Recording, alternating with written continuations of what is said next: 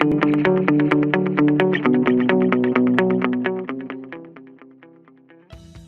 and a very warm welcome to the Analyst dated 9th October 2025, brought to you by Vajiram and Ravi, wherein we'll be covering the 7 set of current affairs issues which are featured in today's newspaper. The handout of this very discussion is available in the comment section below for your future reference. Beginning with the analysis section, in the first topic, we'll try and understand that how India's aviation sector has performed in the recent times and what all challenges are there with respect to this particular sector and what steps the government has taken to give a boost to this particular sector. Moving on to the second topic, herein we'll try and understand that where does India stand when it comes to the global electronic manufacturing landscape and what all hiccups India is witnessing when it comes to building self-reliance when it comes to electronic manufacturing. Moving on to the simplified section, herein we'll be covering the 5 set of current affairs issue in the most simple manner possible, and we'll also be doing value addition which would be relevant from prelims perspective. So stay tuned. So now beginning with the first topic, which is dealing with India's aviation sector. This particular topic we can associate with GS paper 3 infrastructure. Recently, the Honorable Prime Minister has inaugurated the first phase of Navi Mumbai International Airport, and while inaugurating this particular airport, the Honorable Prime Minister also highlighted that this is going to be one of Asia's biggest aviation hubs. Now let's just note down certain pointers with regard to this particular airport. So first thing that you need to understand is this particular airport is a greenfield project. What do we mean by greenfield project? Wherein you don't have any pre-existing infrastructure in place, okay? There were only grasses, okay, that's how you can connect it with the green field. No pre-existing infrastructure was in place and it was completely built from scratch. And it has been developed in a PPP mode.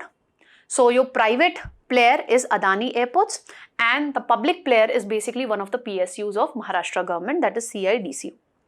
When you talk about this particular airport, in the initial phase, it would be able to handle a passenger capacity of 20 million passengers per year, and in the final phase, it would be able to cater to 90 million passengers per year. When you talk about its cargo capacity, in the initial phase, it would be able to cater to 0.5 million metric tons of cargo on an annual basis, and in the final phase it would be able to handle roughly 3.2 million metric tons of cargo, okay, on an yearly basis. And 3 airlines, that is Indigo, Akash Air and Air India, would be operating the flights from this particular airport. Now one interesting thing that we are going to witness with respect to this particular airport is there would be an automated passenger mover. So what is this automated passenger mover? It is nothing but a driverless train, which would enable the passenger to move from one terminal to another terminal. So through this innovative idea, in this particular airport, we are trying to connect all the 4 terminals which would be there in this particular airport. Okay. Then we are also going to give a push to the renewable energy. So in this particular airport, we also see that 47 megawatt of solar energy capacity has been put in place. Then it has EV bus service, then a dedicated storage for sustainable aviation fuel has been put in place. This would enable us to realize the idea of decarbonizing the transportation sector or basically the aviation sector. Then it is going to be India's first airport wherein the airport would be connected by water taxis also. Okay, so this is a unique feature. You can get a prelim question on this particular fact.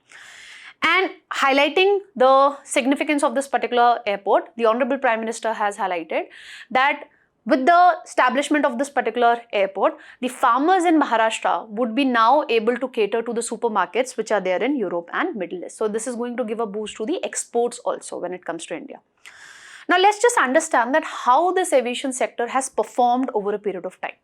So first thing that you can see from this very figure is that we have actually doubled our airport network. That means in 2014, we have merely 74 airports that were operational. And in 2024, we have 159 airports that are operational. Okay, so we have almost double the India's airport network. Then when you talk about India's position in the global landscape when it comes to aviation sector, so India has become the 3rd largest domestic aviation market right after US and China. Why? Because over a past decade, what we have witnessed is the domestic air passenger traffic has grown at a rate of 10% to 12% on an annual basis. Then when you talk about at the global level, okay, India is expected to overtake China and USA as the world's third largest air passenger market in the next 10 years by 2030, and this has been estimated by the International Air Transport Association. Now you must be confused that ma'am, right now you told that India has already become the third largest domestic aviation market, and now you are saying that in the next 10 decades India would overtake China and US when it comes to becoming the third largest air passenger market. Let's understand the difference between the two terms. When I say third largest domestic aviation market, I am only looking into that how many Indian citizens are making use of the aviation sector. Okay, how many of us are preferring the airports, the planes basically as a mode of transportation. Okay, and herein we'll be looking into that how many Indians are basically preferring the airlines as a mode of transportation. Here we'll not be looking into that how many international passengers the Indian airlines are catering to.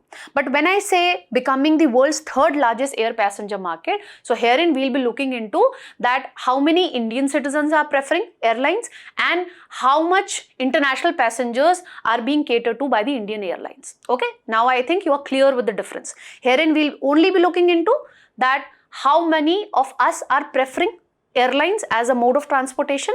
But when I say world's third largest air passenger market, we'll be looking into both the domestic passengers as well as international passengers. Okay, then when you talk about the gender inclusion, okay, herein we are performing well as compared to the global level.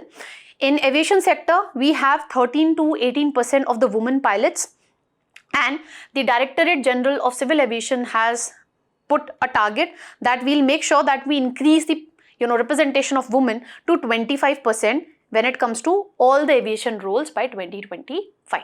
Okay, herein we are performing very well, although we are trying to increase the target. Then when you talk about the number of airports, in the recent time we have seen a rise in the demand for this particular sector. So that is the reason the International Air Transport Association has made an estimate that over a period of time, we might be witnessing over 1,000 planes by 2027 because of the robust demand that is there. Then when you talk about the cargo handling infrastructure, when it comes to the aviation sector, currently we have 8 million metric tons of the facility, okay, in financial year 2024, and it is growing at a good pace of 10% on an annual basis. Okay, this cargo facility is needed basically to give a boost to the exports when it comes to the perishable agriculture products. Okay, because we have to export them in a very short period of time. Okay, we cannot use the ship route, especially for the perishables. Now let's just understand that why this sector has over a period of time has performed very well. What are the reasons? So what are the key drivers? First is the growing demand. Okay, because the middle class is expanding, and that is the reason more and more people are preferring the airlines. Okay, and over a period of time the government has also given a boost to the tourism thing. Okay, so we are witnessing religious based tourism, medical tourism, adventure related tourism also, and that is the reason this is giving a boost to the air travels in India. And we have already studied that how, according to the PIB, when it comes to the domestic air passenger traffic, it is growing at a rate of 10% to 12% on an annual basis. Okay, then what we are seeing is there is increased private sector participation when it comes to the aviation sector. So what we have witnessed in 2014, the airports that were developed under the PPP mode, it was merely 5. Okay. Currently, based on various data points, it is 14. One would be your Navi Mumbai also. Okay. So experts have pointed out that this particular sector is going to witness an investment worth $25 billion by 2027. So this sector has huge growth potential. Then when it comes to the maintenance, repair and overhaul industry, the government has given a lot of incentive to this particular industry. First thing, before we understand what incentives the government has given, you need to understand why do we need a robust maintenance, repair and overhaul industry. Because if there is any technical glitch in an airline, okay, it cannot operate. It would not be allowed to go in the sky. Okay, and currently what is happening, since we don't have an effective MRO industry, the airlines actually have to send their planes to international destinations, okay, so that they can get it repaired and we can address the technical glitches which are there. Okay, so this is leading to huge cost being incurred by the airlines. So that is the reason the government has given a boost to this MRO industry, so that we can reduce the maintenance cost when it comes to the airlines, okay, of the aircrafts which are there. So in this budget of 2024-25, what the government has done, initially we used to have a different, tax slab when it comes to importing the components, from 5% to 18% to 28%, but in budget of 2024-25, the government has put in place a uniform 5% IGST, okay, on the aircraft, okay, parts which are being imported, so that we can do the maintenance and repair of the aircrafts which is there. Okay, so this is going to give a boost to the MRO industry, and ultimately it would help the airlines to reduce their maintenance cost. Okay, then various policy support has been given by the government to this particular sector. For example, we have Bharatiya Vayu Adhiniyam 2024, wherein what we have done, we have updated the colonial era law, that is Aircraft Act of 1934. So by bringing changes in this particular act, what we have done, we have given a boost to the indigenous manufacturing of the aircraft components, okay, so that the import cost is less when it comes to importing the aircraft parts, when it comes to maintenance and repair, okay, and basically making the aircrafts in India itself. That is also one of the incentive. And we have also amended this particular act basically so that we can make our act in compliance with the regulations which are issued by the international body, okay, that is International Civil Aviation Organization, which was put in place with the Chicago Convention. So that is the reason we amended this particular colonial era act. Then the government has also, given a boost to the capital expenditure when it comes to this particular sector. So over 91,000 crore has been planned between financial year 2019-22 to financial year 24-25. Then the government has also given a boost to regional connectivity through the Udan scheme, which was put in place in 2016. And this scheme was basically introduced by the government to make the air travel more and more affordable for a common man. And herein the government is providing incentives to the airlines so that they also provide the services in served regions. And how it is incentivizing the airlines to provide the airline services there? Through viability gap funding. So what the government is doing, it would be looking into the difference between the cost of operation of the airlines and the estimated revenue that airline is able to generate at a particular route. Okay, and if the cost of operation is too high as compared to the revenue that airline is able to generate, in that case the government would be giving the necessary funding. Okay, that would be the difference between the cost of operation and the revenue generated on that particular route. So that's how the government is giving a boost to regional connectivity schemes also. And we have connected 88 airports across the country through this Udan scheme. Then we have Digi Yatra service. So basically at various checkpoints, now you don't have to give a lot of papers, okay. Now at various airports, we are using facial recognition technology. So you will get a paperless experience at various checkpoints, okay. Then we are giving a boost to green energy also at the airports. So around 80 airports are now operating on 100% green energy. For example, Chennai airport is operating entirely on the green energy, and it also have the solar power plant which can produce an electricity roughly 1.5 megawatt. Now, as we know that in the recent time, the demand for the aviation sector is going to increase in the recent time, and taking into account this particular thing, the government is expanding the flight training organizations, okay, so that whosoever wants to or aspire to be a pilot can get the adequate training in India itself, okay. That person do not have to incur a lot of expenditure in getting that training abroad. Then, in order to inspire the students to opt for job roles in this particular sector, the government has come up with the career guidance program in aviation, okay, which is basically inspiring the students, and it is educating the students that what all career opportunities are there in this particular sector. Now, having understood the growth driver, let's just have a look at the challenges which is impacting the performance of this particular sector. First and foremost is the inadequate MRO industry. What is happening because of inadequate maintenance, repair and overall industry is that the airlines have to send their aircrafts to abroad, okay, so that, at destinations like Europe, UAE or Europe, so that we can get the technical glitches addressed, okay, whatever operational challenge or whatever challenges are there with respect to that particular aircraft.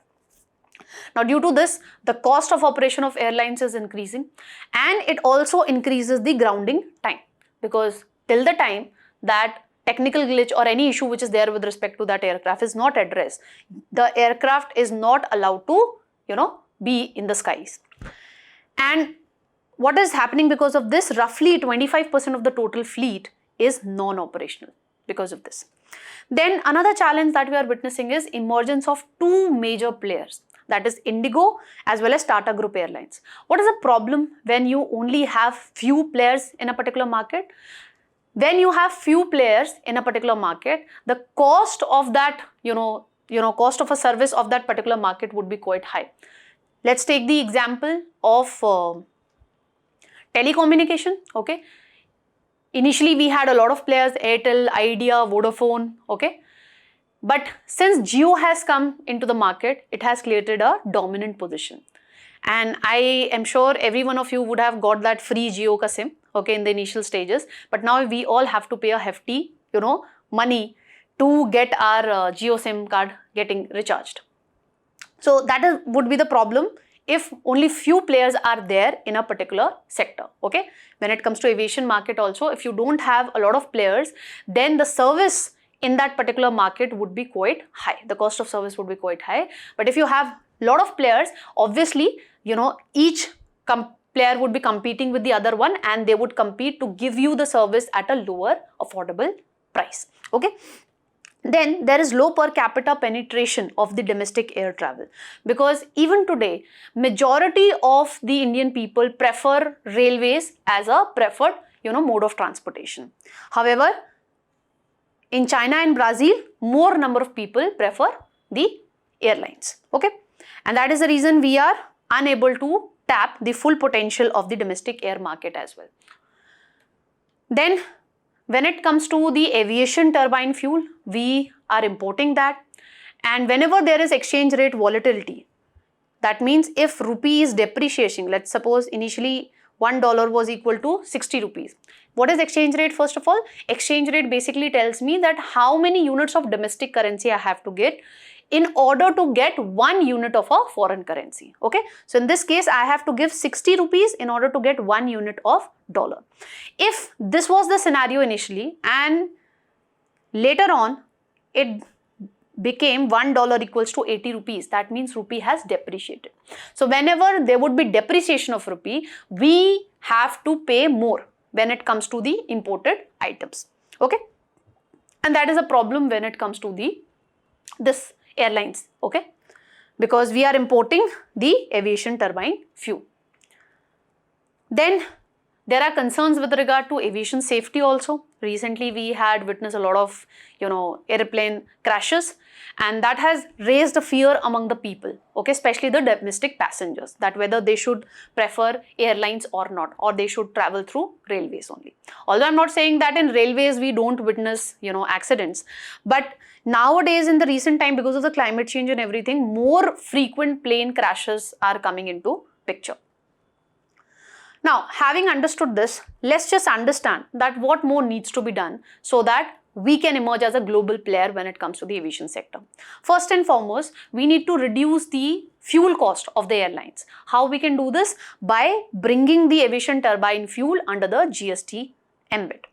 And we need to increase the domestic production of the aviation turbine fuel, okay. Currently, we are doing it at the Gujarat refinery of Indian Oil. Okay, so we need to enhance the domestic production, and at the other hand, we need to bring it under the GST ambit. Then we need to give a boost to the regional connectivity. For this, effective implementation of UDAN scheme is needed. And for effective implementation of UDAN scheme, what we need to do? We need to enhance last mile connectivity. Only then the people would prefer, taking airlines as a mode of transportation. Then we need to address the shortage of aircraft maintenance engineers.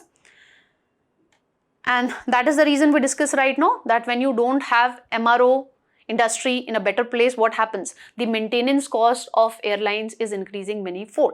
Okay, for this, what we need to do? We need to put in place more training organizations. Okay, and this is the same thing when it comes to for pilots and other people who are associated with this particular sector. Okay, for this, the training organizations and the quality of courses being provided here needs to be improved so that people do not have to go abroad to get training. Then we need to give a boost to MRO capabilities. How we can do this? By providing tax incentive, which has already been given by the government in budget of 2024-25. We need to provide them with adequate, land, and we need to streamline the approvals also. Okay, so that MRO industry could be, their plants could be set up effectively. And we need to put in place dedicated air cargo hubs and multimodal logistic park should be there. This would help us improve the trade competitiveness also, okay, or export competitiveness,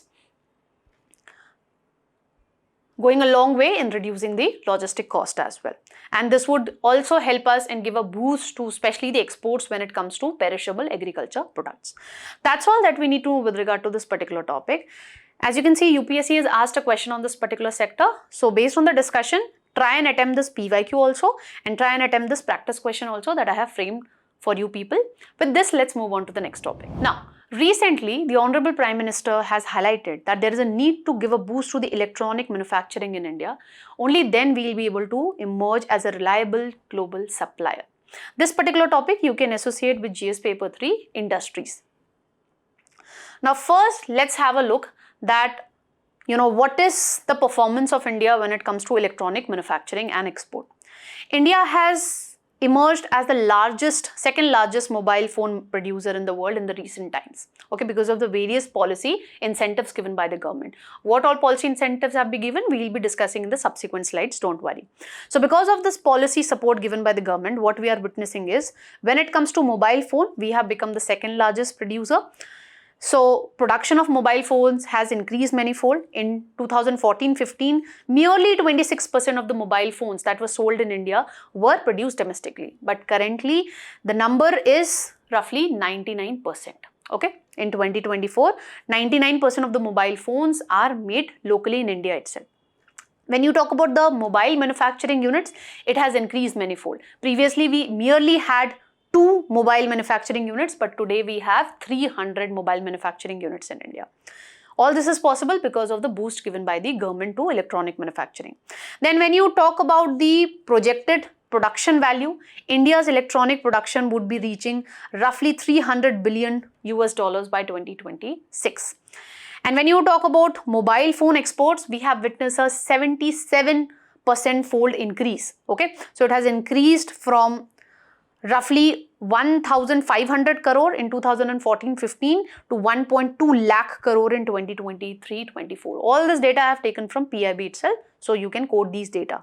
Okay, but when you talk about the current status, India merely holds 4% of the global electronics market according to Niti Aayog. Going further, if you look at the value of mobile phone manufactured in India, it has increased from roughly 18,900 crore in 2014-15 to 4.22 lakh crore when you compare it with 2023-24 data. Okay, so the mobile manufacturing, the value of mobile phone manufacturing has increased manifold. Similarly, when you talk about domestic production in electronic sector, according to PIB, if you compare the data point of 2020-21 to 2023-24, the electronic sector, when it comes to India, it is growing at an annual compounded growth rate of roughly 19 to 20%. So we are seeing good growth when it comes to this particular sector. Now, having understood the performance of the domestic electronic manufacturing sector, let's just understand why the government is trying to build self-reliance when it comes to electronic manufacturing in India. First and foremost, this is needed from the national security point of view, because currently more than 50% of the electronic components that we are importing it from China and Hong Kong. Now, time and again we had border disputes with China, and these electronic components are also being used nowadays in the defense sector. So if we are using Chinese made, electronic equipments in the defense, it can jeopardize our security. Then, despite we have studied right now that how the domestic electronic manufacturing has increased manifold, it is growing at a rate of 19% to 20%. But the problem is, currently we are only focusing upon assembling of the components. So what we are doing, we are importing the components from China, okay, from Hong Kong, and what we are doing is we are merely assembling those components. We have not made great advancement in higher value chains, okay. We have not entered into designing the components of let's suppose mobile phone, and we are not developing the different components, okay, like microchips, microprocessors, etc. So we have not, climbed the higher ladders when it comes to the supply chain. Then why we should, focus upon this particular sector? Because various global firms are adopting China plus one shift. Why is it so? Because China is known for weaponizing its manufacturing capabilities. So that is the reason various countries as well as, various tech giants are looking forward to developing their manufacturing bases in other countries. Okay. So various experts have pointed out that it is high time that India should exploit this particular opportunity. And it is also because previously China had the competitive, advantage because of the lower labor cost. But labor cost is rising in China. That is the reason the Price Waterhouse Cooper has pointed out that India has a competitive edge in this respect. India has a lower, labor cost if you compare it with that of Thailand. Thailand is emerging as a major player when it comes to electronic manufacturing, okay, because of good policy measures, putting in or strengthening the supply chain, okay. It is close to important sea lanes of communications also, and it is also close to huge consumer market also like India and Asia. So it is high time that we, tap this particular opportunity. Then this particular sector has huge potential as highlighted by Niti Aayog in one of its report, that when you look at employment generation, currently this particular sector is generating roughly 1.3 million jobs, and by financial year 2030 it is expected that we'll be able to generate 3.4 million jobs in this particular sector. Then when you talk about the value of India's electronic production, it is also, expected that it would increase manyfold from roughly 101 billion US dollars in financial year 2023 to $278 billion by financial year 2030. When you talk about exports also, Niti Aayog has expected, it has made the projection that we'll be witnessing manyfold increase in the exports also. You can look into the data. Now, what all challenges we are witnessing when it comes to this particular sector? First and foremost challenge is the high logistic cost because of lack of last mile connectivity. Although according to the recent estimates of DPIIT, the logistic cost is roughly 8% of India's GDP. But due to lack of last mile connectivity, what we are seeing is, according to PwC, okay, Price Waterhouse Cooper, logistic cost is quite high when it comes to India if you compare it with China. Then we are witnessing oligopoly in the global, supply chain. Especially when it comes to Japan, it is able to take the benefit of robust R&D infrastructure. When you talk about Taiwan, it has the US support and it is getting the technology transferred from knowledge transfer from USA, but that advantage is not available to India, okay, because currently also we are having strained relation with US because of Donald Trump. Then there is limited access to critical minerals, like for this particular sector, you need critical minerals like gallium, germanium, on which China has the, major control, and currently China has banned the export of these critical minerals, which are crucial for the electronic manufacturing sector. Then we are not effectively integrated in the global value chain, okay. According to Niti Aayog, why integration with the global value chain is important? Because 75% of the electronic, export is originating from global value chains. Let's just understand what are global value chains. Global value chains basically suggest that the production is not taking place at one place, okay. Maybe let's suppose USA has developed certain components, we are importing the components, assembling of that particular component is done here. Maybe, further refinement of a mobile phone is done in another country, packaging is done in another country. Okay, so when you talk about the global value chain, the production with respect to a particular, product is not taking place at one destination. Okay, so different aspects related to the supply chain are, spread in different countries. But when you talk about India, we are not very well integrated in the global value chain. That's the problem highlighted by Niti Aayog as well. And currently, as we discussed right now, that India is majorly, having the competitive edge when it comes to doing the assembling of the components. When you do the assembling, you are not able to get a lot of revenue. But if you, move to a higher ladder, like you are entering into designing the components, you are manufacturing the components, in that case, there's a huge profit margin. Okay, but that is not available when it comes to India, because we also have lack of skilled workforce also. Then there is low R&D done by government. It is less than 1%, but it is quite high if you look at South Korea and China. And when you talk about the private sector also, in India, the private sector, R&D expenditure as compared to, India's GDP, it is quite less. Okay, if you look at the private sector, they are merely contributing roughly 30 to 40%. Okay, major contribution is coming from government only. But if you look at the developed countries like US, like, other countries like China, therein the private sector is contributing more than 70%. So that's another problem, because this particular sector, if you want to enter into designing the components, you need R&D infrastructure. Okay, until and unless you don't put in place a skilled workforce, you will not be able to move to the higher, ladder when it comes to the supply chain of electronic manufacturing. Then there is huge skill gap. When it comes to IITs also, we are witnessing low, placements. 22 out of 23 IITs, what we have seen is they are not, placement levels have gone down, except IIT BHU. Why it is happening? Because the curriculum has not been revised. Okay. So there is lack of industry-academia linkage. So that needs to be addressed. Then there is an environmental angle also. If you are performing better in this sector, there is another challenge which would be waiting for us, and that is huge generation of e-waste. And despite not able to perform very well in this sector, then also India is ranked third when you look at the global e-waste monitoring report of 2024, and we are only behind China and US, okay, when it comes to generation of e-waste. So this is another challenge associated with this particular sector. Now, what all initiatives the government has come up with to give a boost to this particular sector? So we have come up with phased manufacturing program, wherein we are trying to promote the domestic value addition. And this was put in place in 2017. So we have moved from semi-knockdown to completely knockdown level. What do we mean by semi-knockdown and completely knockdown level? In semi-knockdown, the components would be partially assembled, and then we are importing that, and then final assembling is being done here. When you talk about completely knockdown level, we are just importing individual components, and overall assembling of the components is done in India only.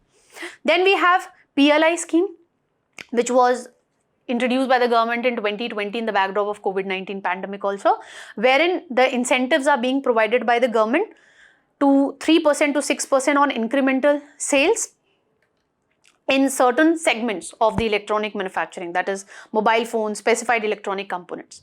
Then we have electronics component manufacturing scheme, wherein the government is focusing upon 4 categories, that is design, components, assembly and original equipment manufacturing.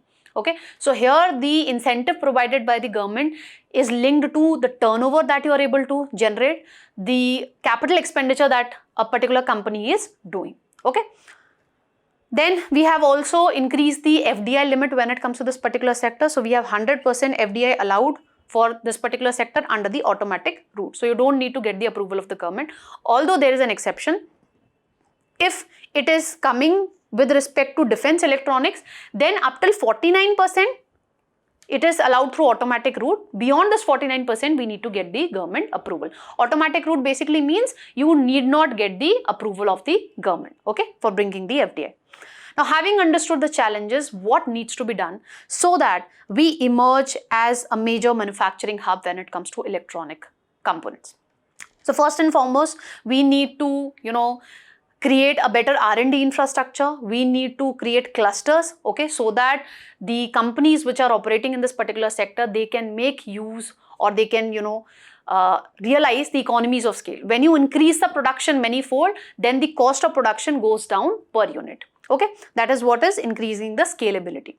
Then we need to improve the industry academia collaboration to address the skill gap. We have studied right now that if you want to tap the designing component when it comes to electronic manufacturing, you need a skilled workforce. For that, we need to overhaul the academic curriculum which is there. Okay, and we need to improve the industry academia collaboration so that the graduates are able to get the skill set which is demanded by the industry 4.0. Then we need to increase the flexibility, like what has been done by Vietnam way back. It relaxed the local content requirement when it comes to bringing the FDI.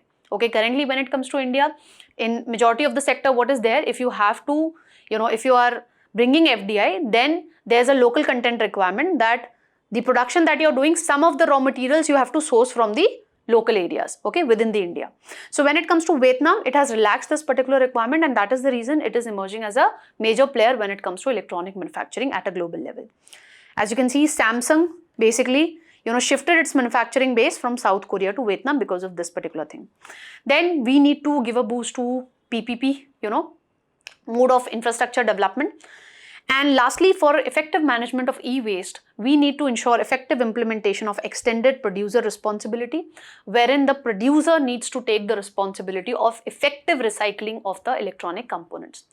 And for this, we also need to put in place, and we need to ensure effective implementation of repairability index. What is repairability index? If let's suppose I am owning a company and my company is producing a mobile phone, then I need to come up with a repairability index. And what all things would be there in the repairability index? I need to give the information about the spare parts which are available, how you can, disassemble the phone. Easily, if I'm able to disassemble the phone and I can get one particular component out of that phone, then I'll be getting a good score on the repairability index. But if it is difficult to disassemble the mobile phone, and if the repair information is not adequately available, then the performance or the score that I'll be getting as per this repairability index would be quite low. Okay, so we need to ensure effective implementation of this particular index. This would enable us to realize the idea of circular economy in reality. And all these steps would enable us to emerge as a manufacturing hub when it comes to electronic manufacturing. So based on our discussion, I have framed practice question for you people. So do practice this question. With this, let's move on to the simplified section. Now, recently in the UN General Assembly meeting, Donald Trump has made a yet controversial statement. He has stated that when it comes to climate change, it is a con job. And by making the statement, he has basically questioned the effectiveness of climate models. So that is the reason we'll try and understand that what are these climate models and how do they function. This particular topic you can associate with the environment section of your prelim syllabus. Okay, so we have already discussed the context that how Trump has stated that climate change is the greatest con job ever, and that's how he has questioned the effectiveness of climate models. So what are these climate models? They basically make predictions, okay, with respect to how the climate changed in the past, how it is changing now, and how it is going to change in future. So when you talk about climate models, they basically are a computer simulation. They use mathematical formulae and algorithm to replicate how the earth climate actually function, okay, how the atmosphere interact with ocean, land and ice. And they basically mimic these interactions between atmosphere, ocean, land surface and ice. And that is how they forecast that how the variables such as temperature, humidity will change over time under different scenario. If let's suppose there is increased emission of greenhouse gases, or there is greater land use changes, okay, deforestation is happening. In that respect, how these variables like temperature and humidity would be changing. When it comes to climate models, they are different from weather models. Weather models give us prediction with respect to short period of time, okay, that are like after 2 hours or within 3 hours we'll be witnessing rain, and they basically cater to a small area also. But when you talk about climate models, they give us the prediction over a longer period of time, longer horizons, and they observe the climate change at a global level. Now, how do they actually work? We have understood that what is the role of climate models. Now let's understand how do they actually work. So when you talk about the climate models, they actually divide the earth into three-dimensional grid. Okay, so it would be dividing the earth in a horizontal grid based on latitude and longitude, and a vertical grid would be there based on height or pressure. Okay. Now each cell, as you can see here, each cell is represented by a mathematical equation which would describe that how the land, air, ocean, how they interact with each other and the way energy moves within it. Then what the scientists would be doing, they would be feeding the past data, and based on that past data, past observations, the model would solve the mathematical equation with respect to a particular cell, and this climate model would be telling us that how the weather change will change when it comes to a particular cell, what impacts those changes will have on the adjacent cell. Like if I'm able to predict that what would be the impact of climate change in this particular cell, I would also be able to tell you that how it is going to, impact the weather in the adjacent cell and what changes those adjacent cell will have on others. So it is able to tell us that how or what would be the impact of climate change at a global level. When it comes to the output of this model, it makes projections with respect to changes in temperature, humidity, precipitation patterns, etc. Now, how the climate models have evolved over a period of time. So earliest form of climate models were energy balance models, which were there in 1960s. They can only tell you that how the surface temperature is going to change. Okay, but when you talk about the radiative convective models, these were more advanced. They were able to tell you how we are going to witness a change in surface temperature also, as well as the temperature variation, okay, as and when you move upwards. Then we have general circulation model, which are also called as global climate models, which are more sophisticated. They are able to, give us a precise understanding with respect to climate system and predicting climate change. So they basically mimic that how the earth, atmosphere, ocean, land and ice, they interact with each other, and based on the movement of energy and matter, it would be able to give you projections with respect to changes in the temperature, humidity pattern, precipitation patterns, etc. Then we also have regional climate models. They work on similar lines like what we studied with respect to global climate models. The only difference is they would be concentrating on a smaller region, let's suppose a country or a continent. That is the only difference. Now, having understood the working of climate models, so can we actually tell that whether these climate models are effective or not, as the Trump has questioned? So let's just look into that. So if you go by the researchers, the climate models have been fairly accurate when it comes to, making a projection with respect to large scale changes or long-term changes. They have been successful in forecasting several important phenomena like sea level rise that we are witnessing currently, polar ice loss that we are witnessing currently. So based on this, the researchers are of the view that climate models are giving us accurate predictions, okay, with respect to the impact of climate change on various, variables which are there like temperature, humidity, sea level rise, etc.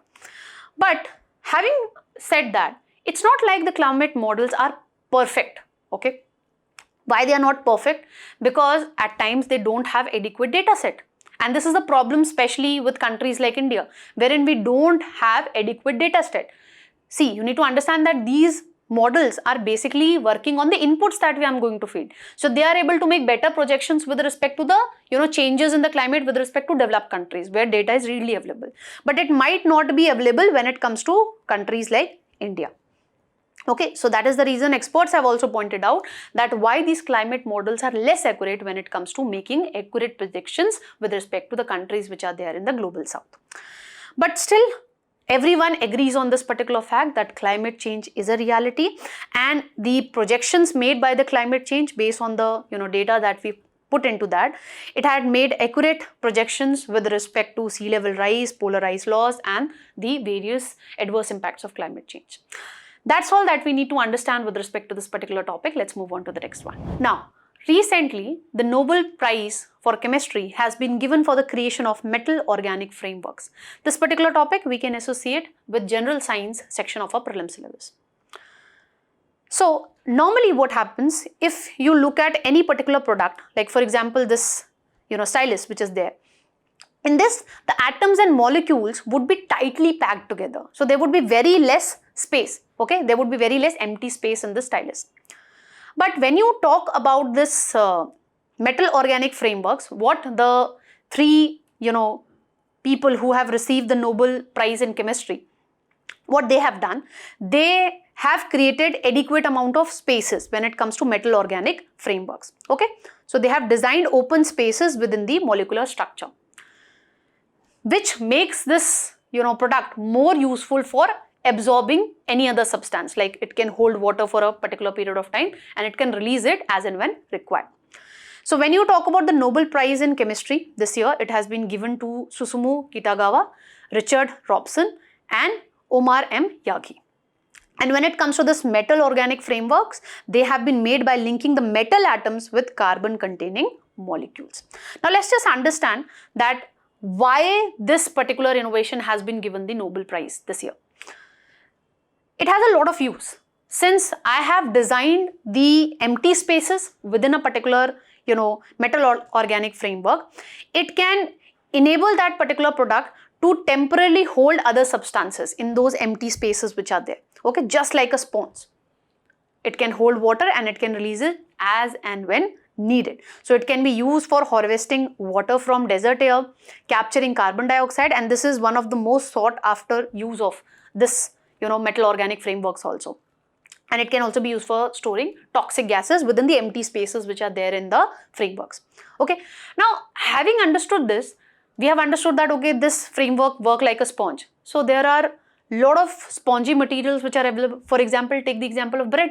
It can also hold water for some amount of time. So what is the difference between spongy material like bread and this metal organic frameworks? So when you talk about the other porous materials, like for example bread, here the pores are randomly arranged. I have not customized the pores, okay? So there is no control over the empty spaces which would be there between the bread molecules and how much other substance they could absorb, okay? Because I have not customized the empty spaces, so I cannot accurately tell that, okay, this bread would be able to hold this much amount of water. But when I talk about metal organic frameworks, herein the empty spaces could be customized. I can design that, okay, this much empty space I need based on what all purpose for which I am going to use that framework, okay?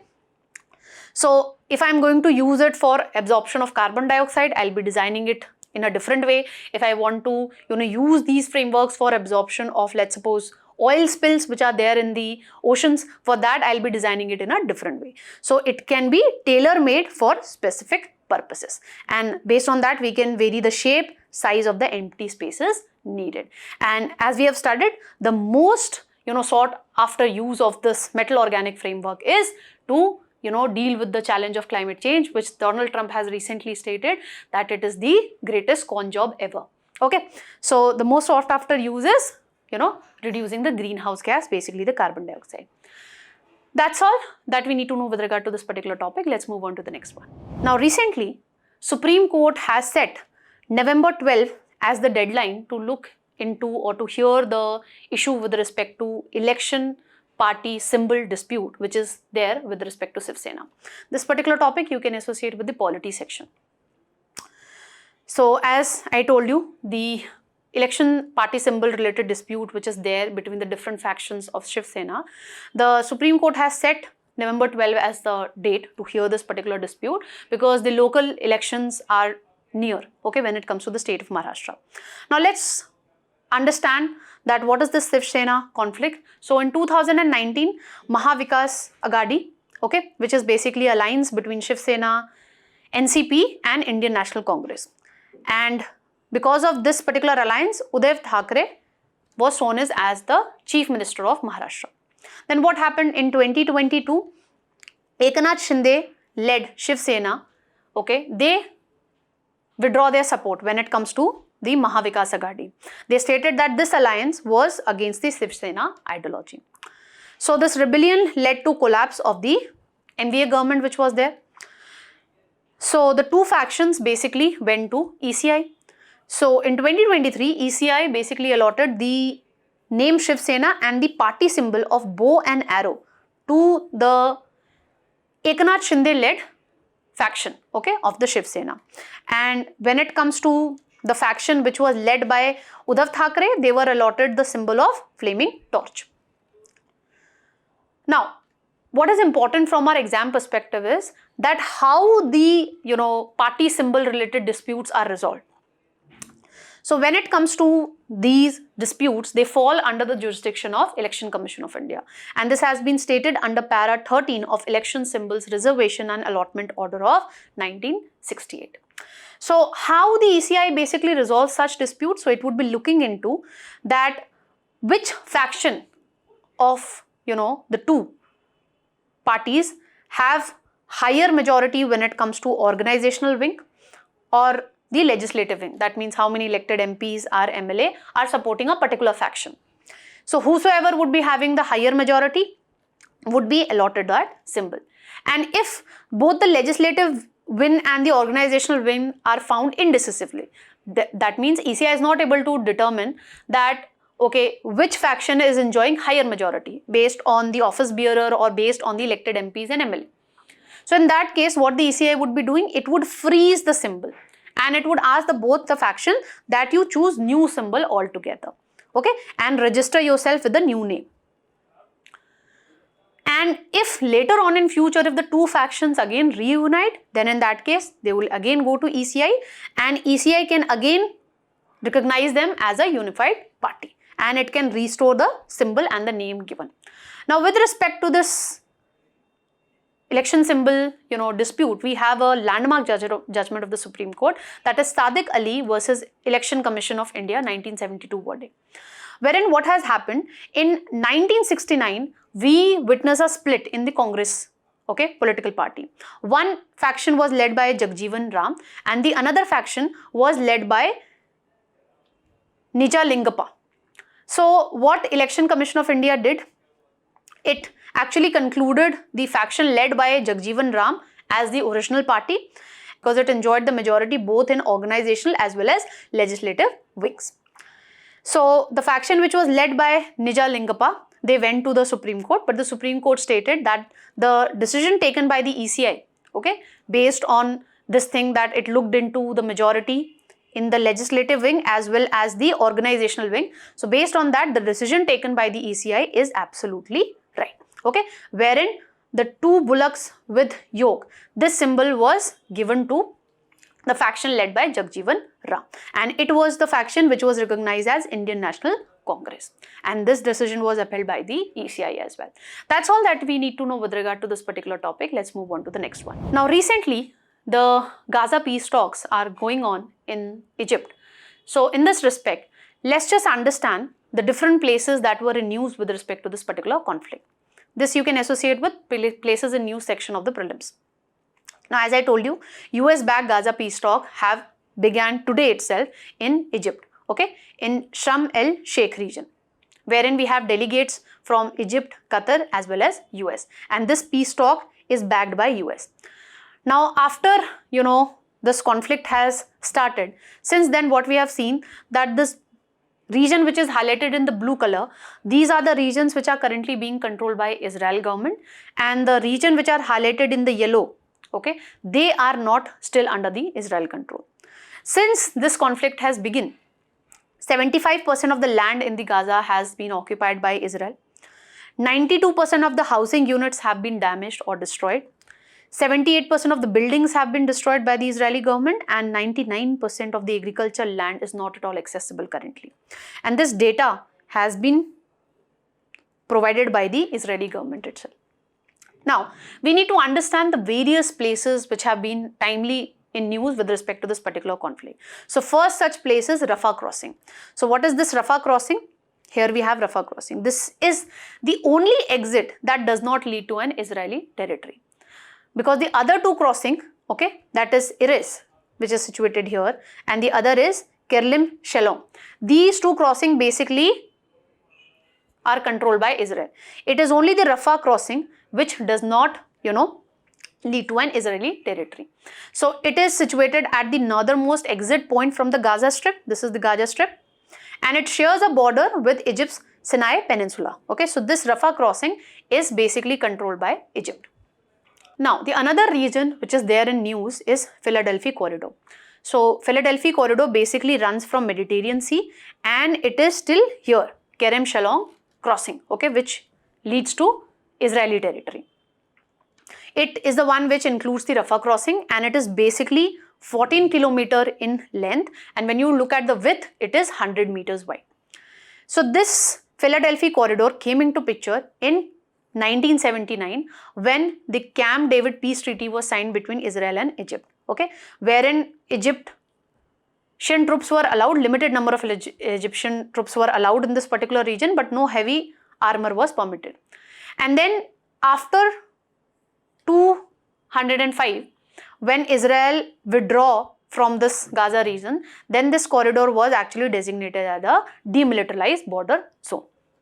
On similar lines, we have questions based on places in news. Do attempt this particular PYQ and let us know your answers in the comment section. With this, let's move on to the last topic of today's analyst. So recently, RBI has envisaged unified markets interface. This particular topic we can associate with the economy section of our prelim syllabus. So let's just understand what is this unified market interface. So it has been announced by the RBI governor recently at the Global FinTech Fest 2025. And how this is supposed to function?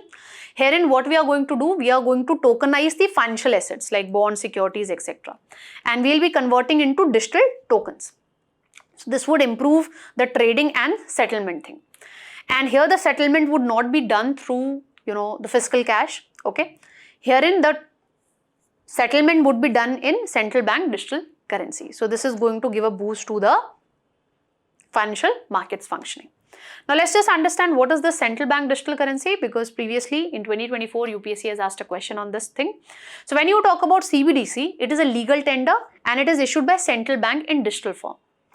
Unlike the cryptocurrencies, CBDCs are completely controlled by RBI. Cryptocurrencies are not controlled by RBI, okay?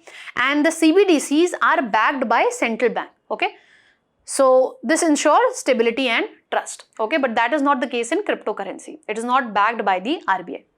Then when you talk about the CBDC, it is a legal tender in India, but that is not the case when it comes to the cryptocurrencies. And you can get it exchanged on one-to-one basis with the fiat currency, okay? Let's suppose if I have a e-rupee of 200 denomination, I can get it exchanged with a fiscal note of 200 denomination, okay? That's what this point means. And lastly, so unlike the cryptocurrencies, the CBDCs are not an interest-bearing instrument, okay? People actually invest in cryptocurrency because it is quite volatile. But that is not the case with CBDC, okay? It is not an interest-bearing instrument. If you buy CBDC, you will not be getting any interest in return, okay? That's what the statement means. And lastly, you need to understand that just like the physical currency note, if whenever there would be inflation, the note would be, or the rupee would be losing its purchasing power, okay? So just like the physical currency note, when it comes to CBDC also, it is also not protected from the effects of or the ill effects of inflation, okay? So based on this thing, UPSC has asked a question. So do let me know the answer to this particular question, because we've already discussed the various facts with respect to CBDC. That's all that we need to know in today's analyst. Quiz would be coming right up next. So don't forget to practice the quiz and check your knowledge. Till then, keep smiling, keep learning. Have a great day all of you.